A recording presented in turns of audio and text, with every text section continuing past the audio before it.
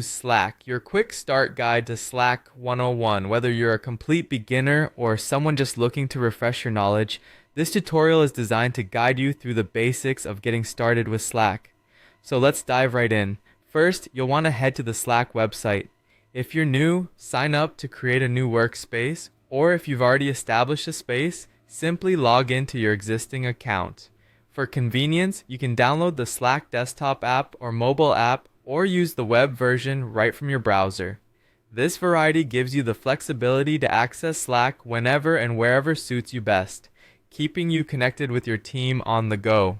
Now, once you've logged in or signed up, you'll either join an existing workspace by clicking on an invitation link sent to you, or create your own. If you choose to create your own workspace, you'll need to start by entering your email address. Then, you'll name your workspace.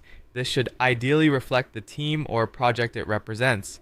Afterward, you can add team members by inviting them through email. This step is crucial for starting your collaboration within Slack. Next, let's talk about channels. Channels are one of Slack's most important features as they help organize conversations by topic, project, or team. You can set up public channels, which are accessible to everyone in your workspace, or private channels, which are limited to those you invite. To find and join specific channels, simply use the #channel name format.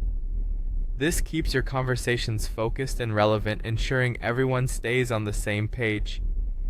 Moving on to sending messages, the process is straightforward. Just choose the channel or direct message thread where you want to communicate and type your message in the box provided. Slack offers a range of formatting options, allowing you to add emphasis through bold, italic, or strike-through text. You can even liven up your messages with emojis or direct them to specific members by mentioning them with their username using the @ symbol. Let's also cover sharing files and integrating apps. Sharing is as simple as dragging and dropping your files directly into a channel or DM. Additionally, Slack allows you to integrate various popular apps like Google Drive, Trello, Zoom, and Xero, which can greatly enhance productivity by streamlining your workflow. Don't forget the handy Slack reminders and pinned messages that can help keep you on track with important tasks. Lastly, efficient searching and organization are key.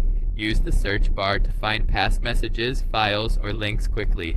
For items of particular importance, you can star or pin them for easier access later on. And don't forget about notifications and settings.